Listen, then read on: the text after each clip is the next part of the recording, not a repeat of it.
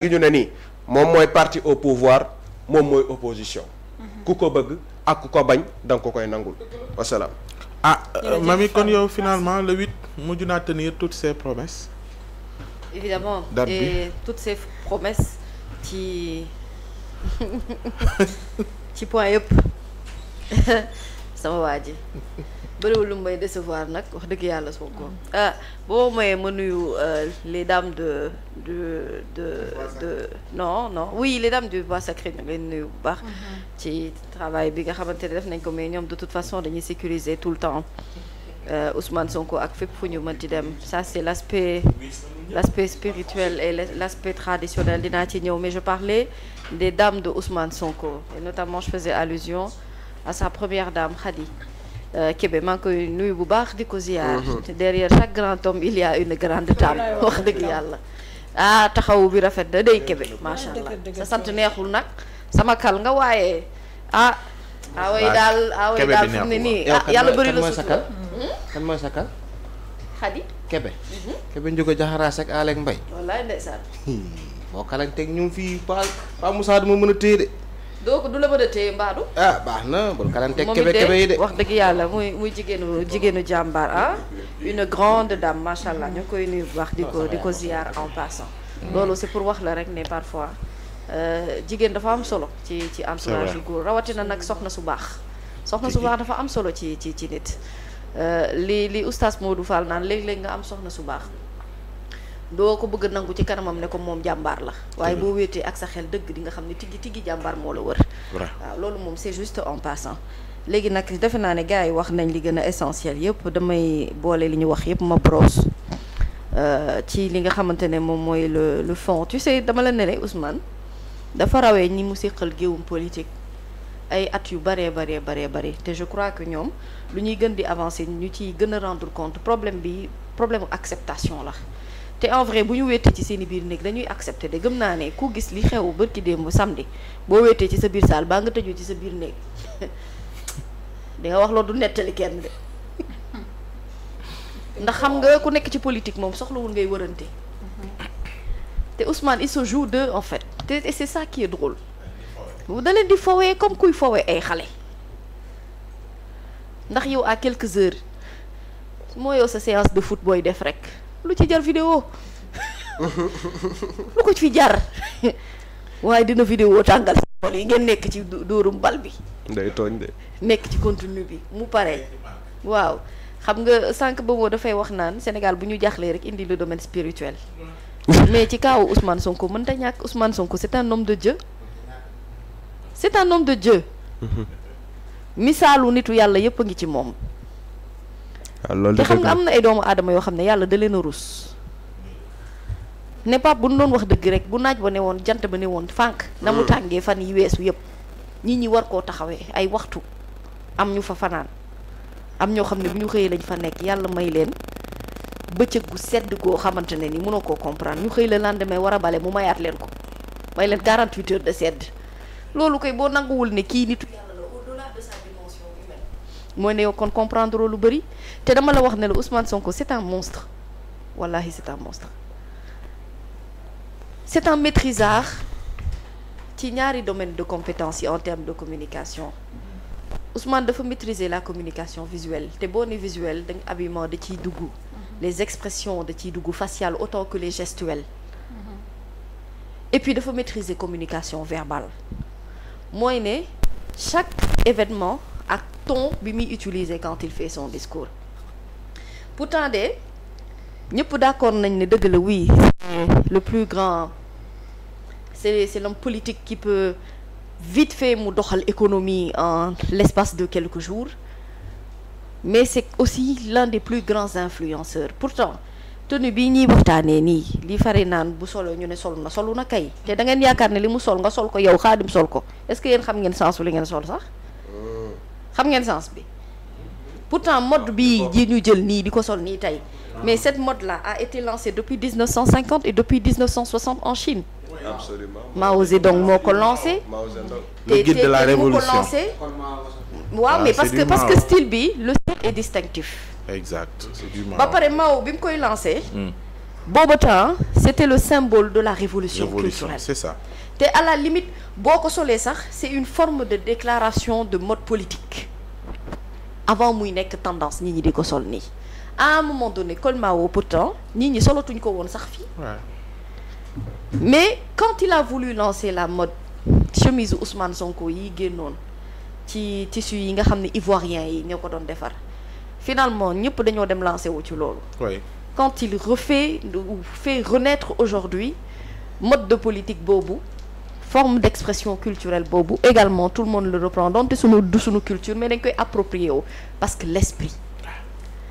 Ousmane ne fait rien dans rien je te l'ai dit quand il porte même du classique c'est parce que am na lu mu bëgg véhiculer ci ay message am le même mode classique bi Fari di wax bi nga xam ne moom la le président Bassirou Diomaye sol tey en gros c'est un monstre moo tax mu jaaxal ñëpp léegi nag booy ñëw ci forme bi li ma la waxoon keroog ne la Ousmane ñiy wax naan du wax lu bees juum nañu ci lu bari parce que du nit koo xam ne day woote rek pour woote Ousmane bu wootee objectif bi ci njëkk mooy mu doon wan ñi nga xam ne mooy mboco mboco yi doon dajaloo ci wàllum politique jàpp ne ñoom ne am nañu mbooloo noonu il fallait que mu won leen ni démonstration politique bi man maa ko téye man maa ko yor te yéen a ngi yam rek ci stade bi mais même bien avant le stade boo génnee autoroute bi ba ci passerelle yi ba ci tali yi nga xam ne cortège bi fa la doon jaar l'entrée du stade tout c'était bondé de monde da ngay xool passerelle dafa fees dell am na ñoo xam ne c'est-à-dire ñi nekkoon ci terrain meeting bi ba xam nga ne ñi nekk ci biir kër yi te déplacé wuñu ñoo ko ëpp téeméeri junni yoon moo tax moom dafay saisir tout le temps opportunité bu mu am pour que message politique bi mu bëgg jàllale bu jàllale ko te il l'a fait en lançant également les préparatifs pour les élections locales à venir dem leen bindu ji. ah oui c'est un fin politique c'est un stratège kooku bu la rawee ci wàllum communication politique pour nga méngoog moom da ngay sonn parce que da leen a raw ci lu bari te il a raison de leur dire que mbooloo mi yëpp mais Pape Ousmane boo jëlee rek macha allah li teewoon ci stade bi kese képp donc waa ku mën na def soo ko defee ni ma ko defee soo ko defee ko ni ma ko defee ku mën na def na mu déet mais ku mën na def dëgg parce que xam nga aujourd'hui wax ji mooy bu dee ci terrain non dañ leen ko tere ku mën na def boo ko defee torox da ngeen ko tere woon mu ne ko soo ko defee ni ma ko def ñu def ko mais da ngeen a tere nag déet terewul taal nañ ay ma ne tere de kan xam ngeen ne dañ ko ñi ko toxal doon def mais daanaka toxal bi tere la tere dañu ne nañ ko toxal mais toxal bi mooy seen jàmm. toxal bi du ko maam yi leeralul waaw lu ko waral xam nga. duñu leeral ba déedéet dinañ ci ñëw waaye bàyyi kon ñëwal yàggal dinañ ci ñëw. si fa waaw parce que vendredi bi. préfet bi mu génnee décision. am na ku ma kenn si ñoom sax ku ma bokkaloon na benn place. ma très bien. Saala. ñoom mooy Bougane numéro 2. ñoom ñoo jël ci benn lieu def fa ñaari déclaration. préfet bi ne leen. sa micro ngi tàkk. ton micro ma ne ñoom ñoo jël benn lieu def fa ñaari déclaration procureur ne leen dafa am risque de collision. préfet oui waxalla léegi ñoom ñu bëgg a manipuler ne collision boobu parce que Ousmane Sonko mooy jaar ci VDN bi ma ne ko Ousmane Sonko mënul jaar ci VDN ndax Petit Palais lay jóge mais non Cité Kër Góor gi ma ne ko jugewul Cité Kër Góor gi Petit Palais lay jóge kon autoroute lay jël dugg stade Léopold Senghor donc kon yéen ñaar boo kooleen yoon kon risque de télescopage bi préfet di wax yéen a war a xool lan la en fait ñoom ñoo def erreur def ñaari entité def ci ñu léegi préfet ne leen nañ ko nañ jéem a ñenn ñi rek la wax ñu jël beneen itinéraire d'accord kon interdiction amul de d'accord te dafa am beneen sax. te ñeneen ñi amoon nañ boo koy tere kan autorisation boo koy tere kan. parce que seetaan naa seen ñenn plateau ñi dañoo am na lu ma ci topp. autorisation ñeneen ñu ne leen jël leen leneen il a été très am pédagogique na lu ma ci faut que seen mu plateau nit ki am initiative bi ba pare décidé wul porter ko naa woo naa diw pour mu déposer ko ba pare ñëwoo ba dem ba léegi ñëwul Assane Diouf def na vidéo bu am solo naan damaa jaaxle ma ne ko jaaxle ko ma ci kanam affaire boobu kay. léegi nag Nabou nga may ma dara waaw gis nga nit man dama say ci rabu jàmbur ay leader woolu la ñu ne manifestation nañ ko délocaliser ñu def seen déclaration point de presse naan dañ koy braver dañuy ñëw par force. ba pare tëdd seen i kër. kenn ki wane nañ ko 18h21 mu sol jàllabam di naan ataaya ci àngalu koñom. am na ko ci feebar nag. ñoo yeey yow nga dem. yow bàyyi ñu yow nga dem. di braver ay kii ñu la ci arrêté yu kenn xamul. koñom dina ataaya. maa kay moom ki ko wane moom lu mu loon dëgg la ci moom. ñoo yeey parce que gars yi dañoo wax ni dafa am ñu booy bind ni diw dina am crise cardiaque dafa am crise cardiaque ndax mbooloo mi dajafee du ko neex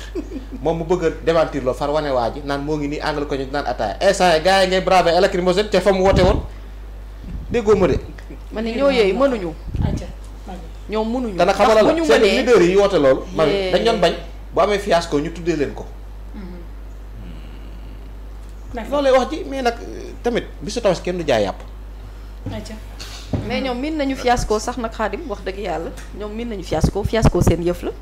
ndax ñoom ci wàllum politique li leen dese dafa bari torop te li ci jiitu ci ñoom mooy maturité. maturité googu dañ ko manqué ci wàllum politique loolu nag soo ko manqué moom wax dëgg yàlla da ngay chercher yeneen moyens yoo xamante ne foofu ngay mën a jaar c'est-à-dire ils ont beau tout essayer dem nañu ndeysaan def nañu coalition ba coalition bi doxatul ñu ne léegi dañuy def famille politique dañ koy agrandir boole sant yëpp ñu nekk benn sant te boobu ba tey terewuñu réussir bi ñu ko réussir moo tax ma ne la suñu ko mënee nañu ko def ni ko waaj a defee ndax ku ko ci def torox. après naan café loolu. loolu yàllaa ko may loo xamante ne nii moom itam vraiment constance bi nga xamante ne moom ngay retrouver ci Ousmane Sonko et surtout la tonalité de son discours cette fois-ci extrêmement véridique. ndax booy wax rek ton de vérité boo xam ne nit da koy emprunter en général dafay reposer sur une idée d'adéquation boo xam ne dafay am le lien entre le propos et le réel. le réel mooy li nga xamante ne mooy constat bi nga xam ne moom la def ci dëkk bi situation bi fi nekk et je crois que loolu ñi koy suivre ñëpp ak ñiy suivre développement yi nga xamante ne état bi ñu ngi koy def ci plusieurs secteurs comprendre nañu aujourd'hui lan la ñu fekk ci réew mi mais surtout comprendre nañu fan la ñu bëgg yóbbu réew mi ça c'est un fait réel la ak li nga xam ne c'est des initiatives yu bees Ousmane en fait dafa bëggoon profiter ci bii occasion non seulement mu def rappel à l'ordre fàttali également li nga xam ne moom mooy les principes de base yi war a mën a tax ñëpp ci loolu la ñu war a tënku wanaat nit ñi ne li ngeen foog amul bu ngeen yaakaaree ne ci wàllum politique man dee naa c'est-à-dire juddooguma sax ndax su ma la nee ñi nekk ci kër yi ñoo ëpp téeméeri junni yoon ñi teew ci terrain meeting bi kon nga war a comprendre ne kii ci wàllum booloo ak ci wàllum doole mayu yàlla gi ko ci yàlla may loolu suñu borom rocceeku ko te mënu ko rocci parce que dans le contenu dafa méngoo ak contenant wu Ousmane Sonko mooy ne lépp loo xam ne discours la bu muy wax dafa méngoo ak nu muy jëfee et loolu dans sa vie de tous les jours et puis li ñi comprendrewul mooy ne Ousmane mi nga xam ne moom lañ joxoñ baaram tuuma naan dafa bëri histoire dafa manque dafa mën a tontu dafa mën a tooñ dafa mën a defante mais Ousmane boobu la nit ñi bëgg nit ñi loolu la ñu bëgg ci moom sens de la vérité boobu kaddu yi nga xamante ne da koy wax te bii yoon sax da koo wodd ndax mënoon na gën a ñaaw waaye bii da koo wodd ndax ñaari jëmm a tax da koo wodd ndax mu wax ko ñàkk koo bañ a wax c'est le chef de l'administration quand même et mu wax ko mu ñàkk koo bañ a wax itam bëggul mettre à mal te bëggul joxoñ baaraamu tuuma ki nga xam ne moom la fal muy président de la République Bassirou Diomaye parce que l'échec de Diomaye égale l'échec de Ousmane Sonko te ça il en est conscient donc quand il parle de la dissolution de l'APR loolu moom damay wax ne rek ne balu ping-pong la rek xewoon na fi bu fi xewaatee tamit dara du xew tous ñebbe muy buti du fi xew ndax ñoom fii lañ fi toogoon tas fi parti Pastef ci ay considération yoo xamante ne seen considération propre la ñoom nag boo dee xool li ñu fi def ci réew mi rek ak li ñu fi nga xam ne rapport yi soit ils en ont parlé wala par rapport à la mauvaise gouvernance doy na sëkk na pour nga war a xool parti bii nag paqueté leen teg leen ne il a prévenu tous ceux yi nga xam ne dañuy woddoo seen làmmañ tey toog ci télé yi di weddi loo xam ne ce sont des faits réels ci lu ñu tegul ci benn base mu ne ñooñu dañ leen a war a teg ci loxoy yoon te il a raison mais yoon boobu yëpp nag nga xam ne pouvoir judiciaire doole gi mu war a mën a am ci appareil étatique surtout dans un état démocratique bu justice bi tegoo ni mu war a tegoo kenn ku ci nekk doo am benn sentiment de goût inachevé et la vérité mooy sénégalais yu bëri dañu am un goût d'inachevé sur beaucoup de dossiers yoo xam ne instruire nañ ko certes mais finalement résultat bi topp ci ginnaaw c'est tellement décevant qu'on se pose des questions du comment, du pourquoi. Il revient sur sa candidature bi nga xamante ne jàpp nañ ne injustice ak tooñ la mais au-delà de tout cela il redonne espoir à son peuple en leur disant voilà la conduite à faire yow président Diomaye dellu sil ci parti bi te quand il revient sur l'historique li ko dugal ci politique ak li ko boolee alliés yi nga xamante ne démb ak bërki démb ñu ngi ànd ba tey te ñi mu ci jot a lim ñooñu ñu ngi ci wetam ba tey que ça soit Birame Souleye que muy Ayib Daffé que muy tout c'est et puis c'est le moment également ñu remercier aussi bu baax Malick Gakou par exemple ce monsieur-là mais depuis les premières heures engagement bougéwul d'un iota souvent ñi dañuy wax naan Malick lan la ñuy xaar ci et puis Malick le fait de manière tellement désintéressée que c'est charmant en fait de le voir Déthié mi nga xam ne daa teel a daw jël terrain bu baax bi balaa wagoo bi di ko fi bàyyi moom itam ci ñit ñu muus ñi la bokk am lecture fine mais politique égale intelligence frère politique boo xamante ne yow doo prévoir ay coups d'avance mooy ne yow sa desi mën politique des na et la réponse simple claire et nette à Abdourahmane Diouf parce que Abdourahmane moo fi woote pardon Abdourahmane moo fi def ndaje as mooy Diomaye kon tontu bi mu ko tontu moom moo ko moom te moom xam na ne moom moo ko moom te loolu yëpp il fallait ñu leeral ko parce que c'est beaucoup de zones d'ombre yoo xam ne les Sénégalais avaient besoin d'entendre la voix de Ousmane Sonko par rapport à ça je dis bien la voix de Ousmane Sonko leader du PASTEF et encore une fois qui a besoin de comprendre que ni moom tey jii kon lii mu nekk di dund nii yëpp lu mu séntu woon bu yàgg la mooy ne amul mbetteel ci dara amul mbetteel ci tànku wor yi tàmbali amul mbetteel ci yenn doomu aadama yi parce que quand il te dit bu may dem ci élection législative lu tax ma décider dem ak bannière Pastef seul bëgguma woon yóbbaale yeneen allié mooy ne bëggul woon ku ko galgal te xam nga lu tax daa miin galgal nag bu mu tiib duggee ci politique ba tey ña mu àndaloon ñëpp def leen ay doomu ndey ñii mu def leen ay nijaay ñii mu def leen ay papa ñu ci ëpp ci ñoom ku ci rooful galgal yi dugal nga tànk wala nga yóbbante galgal oui mooy nag li ma lay wax rek ne kuuk benn yoon borom tayu ko waaye kuuk borom a ko tay man boo ma xësee ba def benn yoon doo ma def ñaar doo ma def ñett je vais prendre li nga xam ne moom mooy sama ay mesures pour li ma jëm ci ëllëg bu ma dee avancé ma avancé ci ak ñoo xamante ne ay nit ñu ma wóolu lañ li ma lay wax naan la yàlla bu la nammee defaral sa yoon bi nga bëgg a yegg ci kanam da lay raxasal lépp lu bon loo xam ne moo nekk ci sa wet parce que lépp ay feeñ te moytul nag def koo xam ne dafay dem ak yéene koo xam ne daf la yéene yow lu baax yow nga yéene ko safaan wi yow ci jafe-jafe ak xat-xat rek ngay nekk saa su nekk donc son discours est court clair concis net et précis avec un ton de vérité man moment bi ma gën a touché je crois que ñaari moment la mooy waxtu bi muy dugg si ci biir stade bi ko ful bi noonu di teeru ak bi ma gisee mbooloo bi je ne te le cache pas j'ai eu les larmes aux yeux c'était tellement émouvant que dama ne kii moom ci jëmmi boppam sax est-ce que Ousmane bu tëddee dina nelaw est-ce que mu ngi nelaw dëgg-dëgg ba yàndoo parce que yenn mbooloo yi yàlla suñu borom mënu la ko may yenn mbëggeel gi doomu aadama yi di am ci yow yenn cofeel yi doomu aadama yi di am ci yow ngay nelaw 8 heures de temps yu mat sëkk ndax milliardaire bi sàmm alalam sax du nelaw waxuma la ko ci boole nag nga yor nguur yor ay doomi aadama yoo xamante ne fu ne la ñuy fàqee ko ci àdduna toppuñu kenn bugguñu kenn ku dul yow dañ laa bëgg ba bëgg ku la bëgg kon kooku nag wax dëgg yàlla desalatoo ko dara Ousmane kay suba bu xëyee dama yaakaar ndey lal si jàddaam di julli di ñaan yàlla suñu borom mu koy may muy bañ a wor confiance su sénégalais yi nga xam ne dañu koo bëgg dañu koo fonk te daa am fu ñu ko teg léegi nag leneen li ci des nag moom c'est les coups de Ousmane Sonko maintenant nag libre à chacun de répondre à ses coups waaye coup bu ñëw xamal ne beneen coup dina dikkaat